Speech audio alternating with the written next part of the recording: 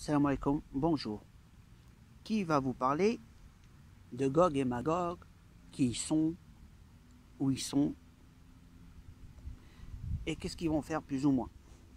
Alors, j'ai quelques informations à vous donner. La première des choses, c'est que dire que au temps du prophète salam, il avait dit qu'ils ont ouvert une brèche, l'équivalent d'un petit cercle qu'on fait comme ça. Et c'est pour ça qu'on beaucoup mettent ce cercle sur un des yeux pour dire Gog et Magog. En fait, le symbole du triangle qui représente un savoir-faire, en fait, le triangle qui représente l'antichrist ou un certain pouvoir que l'antichrist a donné à certains. Mais le but, c'est pas l'antichrist, c'est Gog et Magog. Gog et Magog, donc, au temps du prophète, ils avaient déjà ouvert une petite brèche. Mais comment maintenant ils peuvent venir jusqu'à nous? La bonne question, elle est là. Est-ce qu'ils sont là? Certains ont imaginé des petits scénarios dans le genre élémentaire, que dans le Coran, il est dit que c'est des gens qui ont fait du mal sur terre. Déjà, dans le Coran, c'est Gog et Magog, c'est pas écrit que c'était des humains, c'est écrit que ils font le mal sur terre, mais pas dit que c'était des humains, directement dans le Coran. Ensuite, où ils sont, c'est qu'à un certain moment, Dhul Qarnayn, par la grâce d'Allah, a mis un mur entre Gog et Magog et la population en question. Et les gens pensaient que c'était un mur de séparation entre deux montagnes, comme un obstacle, ridicule.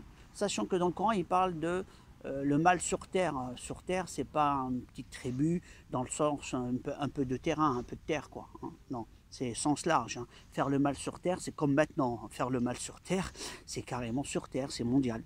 C'est pas une petite parcelle. Alors comment quelqu'un qui fait le mal partout, on peut l'empêcher en mettant une petite muraille? La muraille en question, c'est une séparation, comme dans un autre monde, comme pour nous entre les humains et le diable, les djinns, entre nous et les djinns. Ils sont dans une fréquence qui est différente de la nôtre, et que eux, ils ne nous voient pas nous. Parmi ces mondes-là, parce que les djinns, c'est pas une seule espèce, dans le Coran, il dit qu'il y a 7 terres, et imaginez qui habite ces 7 terres. Alors, imaginez des terres dans la planète Terre, comme des sphères, l'une emboîtée dans l'autre, mais sous forme de planètes superposées, et que chacune a sa propre dimension, et il y a, on va dire, un mur de séparation. Ce mur de séparation, ça ne veut pas dire que ils ne peuvent pas traverser le ciel où on est, ou le sol, mais ils n'ont pas accès à notre dimension. C'est ça que ça veut dire. Ils n'ont pas accès comme un obstacle. C'est comme l'eau de mer. Il y a dans l'eau de mer, de l'eau salée et l'eau douce, il y a eu un mur de séparation, ils ne se mélangent pas. C'est un peu dans ce style. Et c'est un peu différent parce qu'ils peuvent traverser le 3D sans nous toucher. Comment est-ce possible maintenant que Gog et Magog ont fait un trou? On fait un trou, ça veut dire qu'ils arrivent à avoir accès à notre dimension dans un petit volume. Ceci dit, dans un endroit donné. Qu'est-ce qui leur permet maintenant, actuellement, d'être près de nous, et pourquoi? Pourquoi ils sont près de nous? La bonne question. Si on remarque qu'on a des champs électromagnétiques de partout, on dit que chacun sa dimension et chacun son énergie, on va dire comme ça. Les planètes ont par rapport au tournant, ont des masses différentes, des rotations différentes, et tournent autour du Soleil. Donc chacun a une énergie. Les électrons par rapport à l'intérieur de l'atome, c'est pareil. Selon l'énergie, on occupe une place. On va dire un peu comme ça. Les les djinns en question, pour pouvoir, ces Gog et Magog qui sont sous terre, dans leur dimension, c'est exactement, on va dire, une dimension parallèle, pour venir vers nous, pour passer, il fallait qu'ils passent ces obstacles. Certains les ont aidés à passer ces obstacles. Donc là, on parle de Gog. Pour Magog, c'est en bas, il y a les 7 planètes, on va dire les 7 terres plutôt. Ça fait dans la terre, il y a plusieurs terres. Et on a ensuite Magog. Magog, c'est qui? Magog, c'est 4, on va dire 4 planètes à l'extérieur, on va dire 4 mondes, on va dire, qui eux se sont associés pour s'associer avec Magog, avec Gog, qui est sous terre. Là, actuellement, cette association a fait qu'ils leur ont donné de la technologie, un savoir-faire, ils ont émis un signal sur terre, et ce signal, disons qu'on les a appelés aussi, hein. Et ce signal qu'ils émettent, c'est une fréquence qui permet l'ouverture des portes. En fait, c'est un champ, c'est comme si on mettait de l'eau. Un poisson, il ne peut pas venir sur terre, à part certains, il y en a quelques-uns qui arrivent à marcher à se déplacer même s'il n'y a pas d'eau. Mais en général, non. C'est-à-dire qu'il fallait, c'était pas tout le monde. Il y avait certains djinns qui arrivaient à passer, mais il leur fallait beaucoup d'énergie pour pouvoir sortir de là-bas. C'est comme nous pour les astronautes, il n'y en avait que quelques-uns qui pouvaient passer, c'était pas tout le monde. Là actuellement, ils ont fait des couloirs de passage. Ces couloirs de passage, ce qui fait que les djinns, il y en a des bons, des mauvais, et voilà. Mais Gog et Magog, c'est autre chose. Gog et Magog, c'est leur spécialité, c'est faire le mal, et ils attendent leur revanche. Leur objectif, c'est le mal. C'est nous pousser à nier Dieu, nous pousser à faire le mal.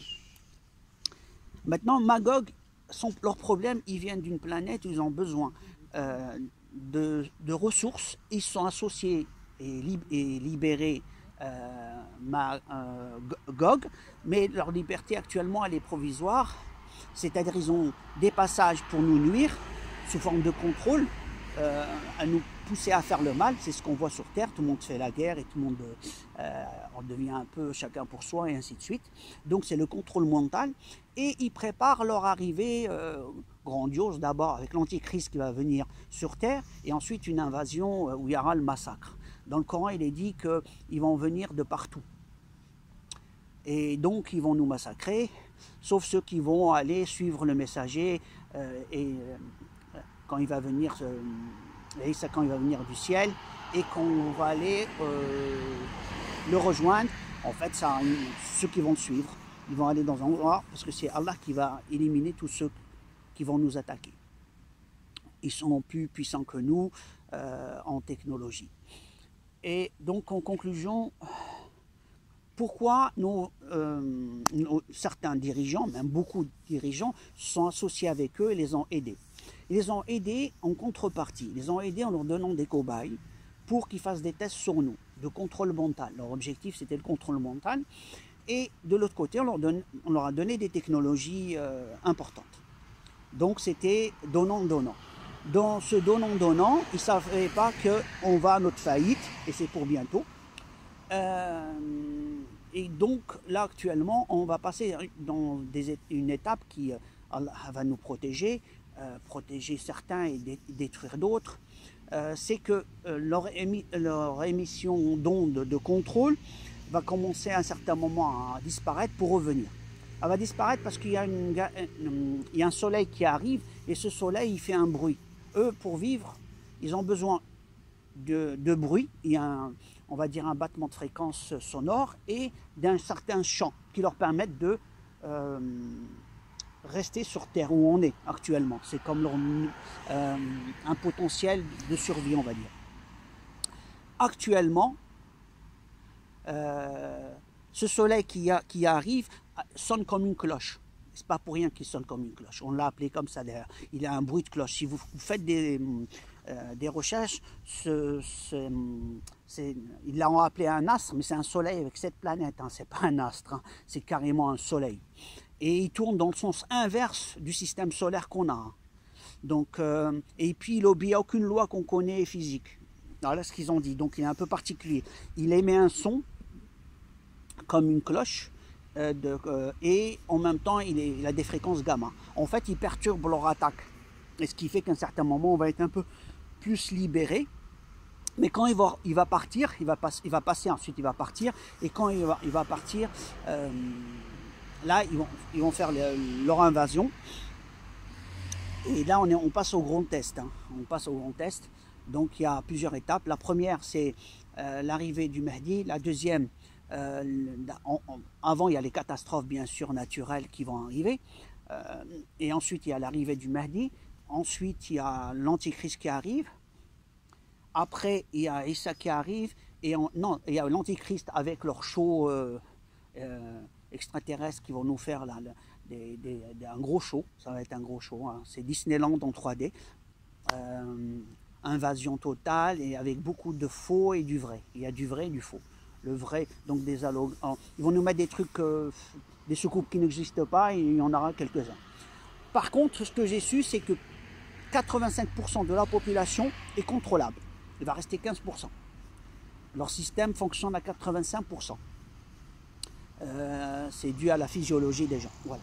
C'est donc un système de contrôle. Ils ont trouvé ils arrivent à contrôler, voilà, 85%. Alors c'est énorme en termes de contrôle. Hein. 15%, c'est pas beaucoup. Donc priez beaucoup pour pouvoir échapper. Et là, ça commence en 2020.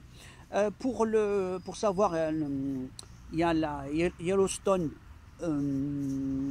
est en train d'actuellement bouillonner. Et il risque de rentrer en éruption à n'importe quel moment. Voilà. Et comme le soleil arrive, il s'approche de notre soleil, on va se retrouver avec deux soleils, un côté de l'autre. Et ces deux soleils, ils vont apparaître, donc les deux en même temps. Sachant que un est plus lourd que l'autre, c'est celui qui arrive qui est plus lourd.